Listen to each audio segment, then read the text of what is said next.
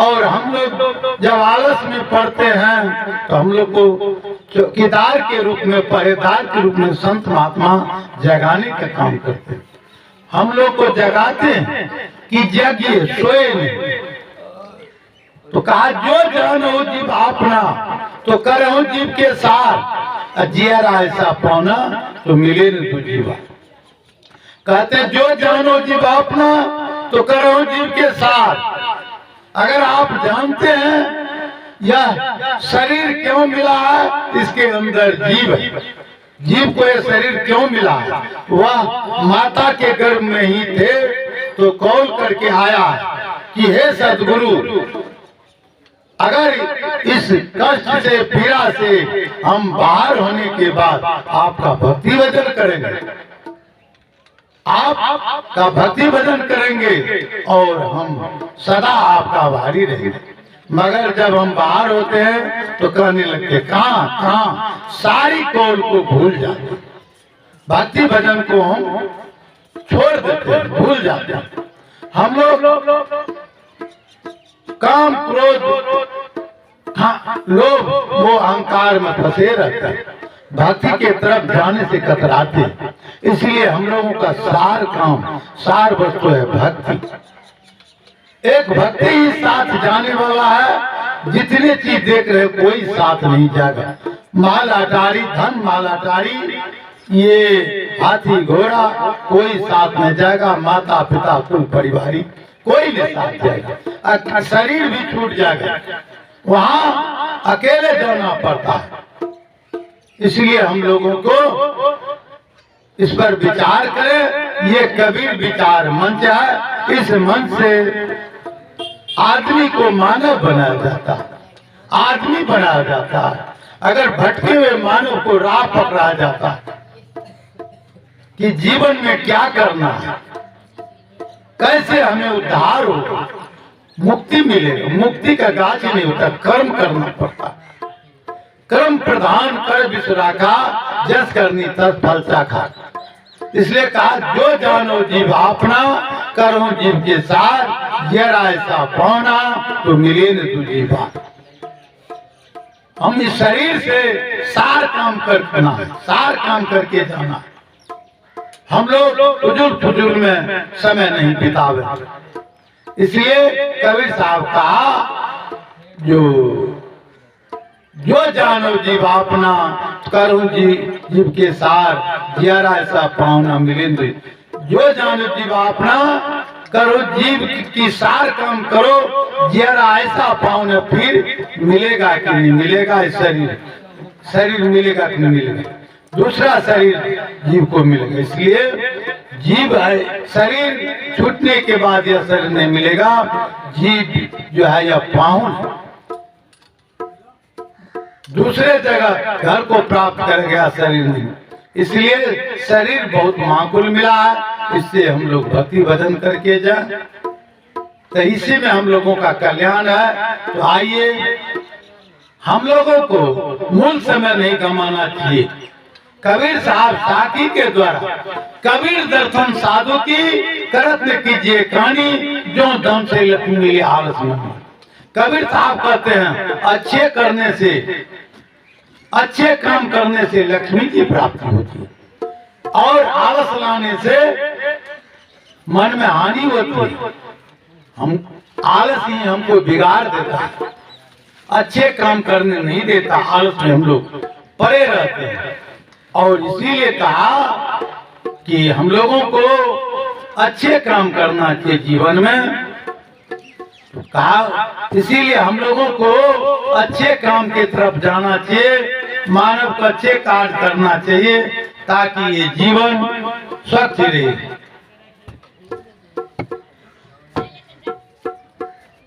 एक समय की बात है, दो व्यक्ति जा रहे थे और उधर से कबीर साहब आए। दोनों व्यक्ति में वार्तालाप हो रहा था कि चलो हम लोग गुरु कर लें। दोनों में वार्तालाप होते जा रहा। तो उधर से संत सम्राट सदगुरु कबीर साहब आ गए और सब दोनों का हुआ सब कुछ जान रहे थे। कबीर साहब पूछते हैं, ये भाई कहाँ जा रहे हैं? कहा हम लोग गुरु करने जा रहे हैं। कल के क्यों? कल के जो गुरु नहीं करता है तो निगराह कहलाता। कल के गुरु नहीं करता है तो निगराह कहलाता है। कल के हाँ, कल के कैसे? कबीर साहब अपने रूप को ओझल कर दिए और वो लोग उनको नहीं पहचान पाए। जब वो लोग कहा गुरु नहीं, कौन नहीं किया तो निगराह कल के देखिए। नारद बाबा गुरु ने किए तो उसके स्थान पर का मिट्टी काट के हटा जाता और मिट्टी देके गोबर पानी से निपा जाता। और सुखदेव जी भी गुरु नहीं किए, माया के डर से माता के गर्भ में पड़े रहे थे। जब माता को कष्ट होने लगी तो आकाशवाणी हुआ कि हे सुखदेव, तुम क्यों गर्भ में माता को कष्ट दे रहे हो? बाहर देखो, माया नहीं है। जब सुखदेव जी बाहर होकर देखते हैं तो माया नहीं। सुखदेव जी निकले और लाल प्रण लेते हुए जंगल चले गए, मगर वहां भी उसको माया पकड़ ली। तो विचार कीजिए, वो भी बिना गुरु के गुरु बनने लगे, गुरुवार करने लगे तो निगराह करें। इसीलिए हम लोगों को गुरु करना अवश्य जरूरी है। सबसे महा जरूरी है गुरु करना। गुरु से ही ज्ञान प्राप्त होता है। सुने सुनाई हुए बातों को आप प्रैक्टिकल के क्षेत्र में नहीं उतार सकते। अगर गुरु के द्वारा जानकारी होने के बाद आप उसको प्रैक्टिकल पर उतार सकते हैं, प्रत्यक्ष कर सकते हैं। तो यह कबीर विचार मंच है। यह इस मंच से अजूल फजूल की बातें नहीं किसी के द्वारा कहे जा सकते हैं। यहाँ सार चीज मिलेगा। यहाँ सार ग्राहक बेचने, सौदा बेचने वाले लोग हैं। इसीलिए आप आइए, जीवन को सुधारने की बात सुने और अपने जीवन को, बहुमूल्य जीवन को सार्थक बनाए। हम लोग क्या करते हैं? तो वो कबीर साहब दोनों आदमी चले वार्तालाप, कबीर साहब को नहीं पहचानता। कहा चाचा भैया कबीर को देखे हो? कहा देखे तो नहीं है, नाम सुनते। कहा ओ, कल का अच्छा ठीक है, चलो। कुछ दूर गए, मन में हुआ कि दोनों कहने लगे, अरे भैया वही तो कबीर साहब नहीं थे। ये लोग उनका पीछा किए, गए कुछ दूर में देखे दोनों उसका चरण पकड़े कि आप हमको गुरु कर दे, क्योंकि नहीं हम भी निगराह करें। कहा रे कबीर को खोजो। कहा नहीं आप ही है। इसके बाद दोनों को दर्शन दिए और गुरु के दोनों का जीवन धन्य हो। बिगड़े हुए दोनों थे और जब दर्शन दिए दोनों का जीवन धन्य हो और ज्ञान में बना दिया। इसीलिए पहला गुरु हमारी माँ, दूसरा पिता है और तीसरा जो होते हैं ज्ञान शिक्षा देने वाले गुरु पाठशाला में मिलते हैं, गुरु पाठशाला में, गुरुकुल में। और इसके बाद हमारे सदगुरु मिलते हैं जो हमारे जीवन को सजा दे, अंधकार से प्रकाश में कर दे, वही गुरु है। गुरु शरीर में होता है, गुरु ज्ञान होता है। जिससे परिपक्व ज्ञान मिल जाए वही गुरु है। हम लोग गुरु किसको मानते हैं? शिव जी के मंदिर को, बजरंगबली के मंदिर को, शंकर इसको हम लोग मानते हैं। भुट्टा को, बांस को, केला को, पीपल को। विचार कीजिए शरीर किससे मिला? यही हमारी माताएं जो बैठी हुई है, अब पिता रूप में जो, उसी से ये शरीर मिला। उसी का लागत है। न मंदिर में का लागत है, न मस्जिद का लागत है।